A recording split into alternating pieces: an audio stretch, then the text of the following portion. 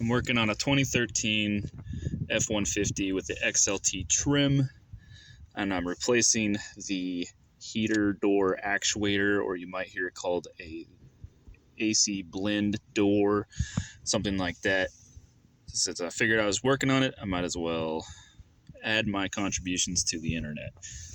So this piece is located behind the radio right here, obviously deep inside the dash. Now if you have a center console with your shifter in the middle, I don't know how to take those apart. I haven't had that kind of truck, so this is how you do it on this trim package. Start it off, you pull these out at the bottom. They're not going to come all the way off, but they'll pop out enough for you to get to the screws on the sides. You do both sides. It might be a little disconcerting to pop parts of your dash apart, but it's the only way to get to those screws. There's 2 screws on the bottom of each side. See the screw brackets, one high, one low, 2 of those on each side, and then on the top you got screw brackets that mate up just below your clock. Alright, you got to take this little rubber piece off to get to them, and those are 7mm screws. To take the actuator out, I've already got my old one pulled out. They're 8mm screws. They're silver compared to the ones that hold the dash parts together, which are black. The radio is also held in by these same black 7mm screws, 4 all around the outside. I lost one, so it's been donated as a sacrifice to the automotive gods somewhere in there. All right, you're gonna have to pull these 2 cords out of your console. This gray one goes in the top here. The black one goes in the side down here.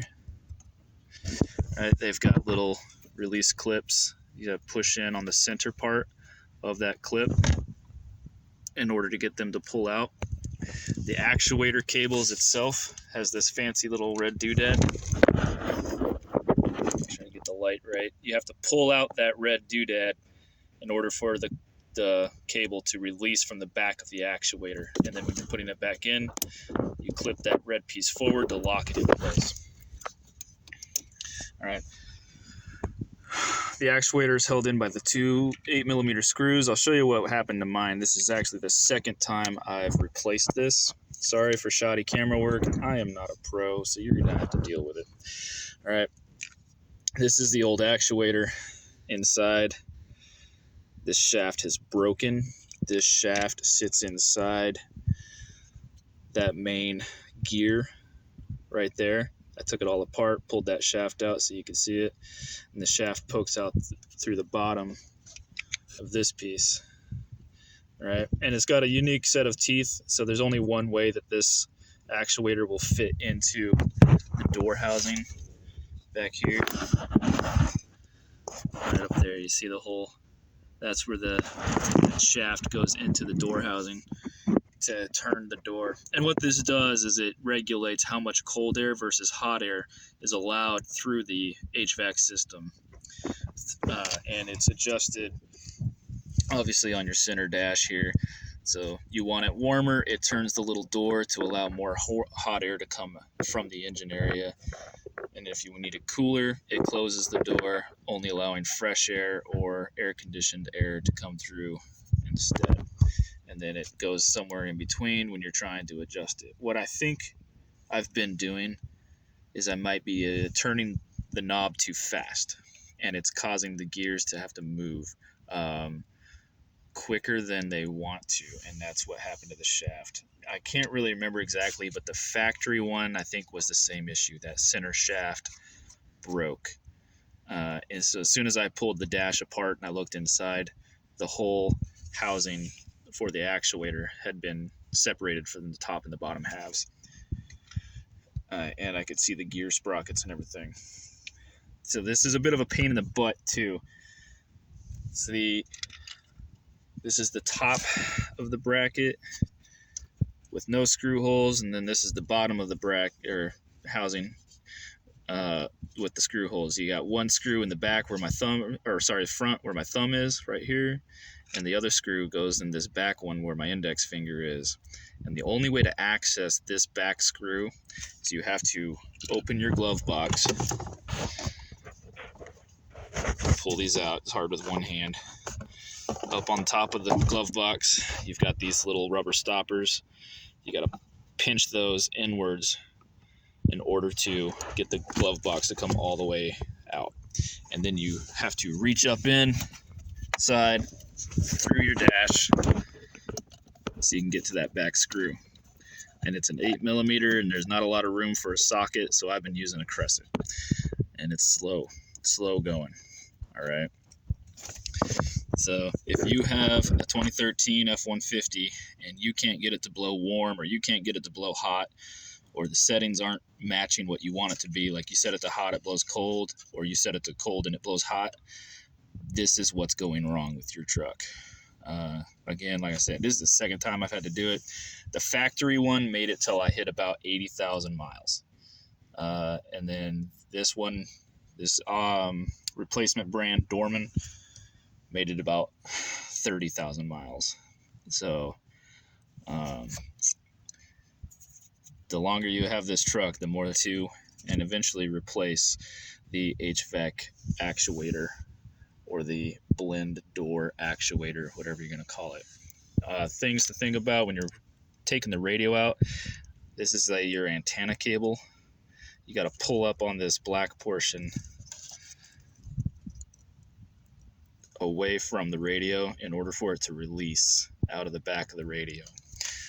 This is one of the main radio cable hookups. Again, it's got a little spring-loaded clip to hold it in, and then this other little guy next to him, his little brother, that goes on the other spot on the radio.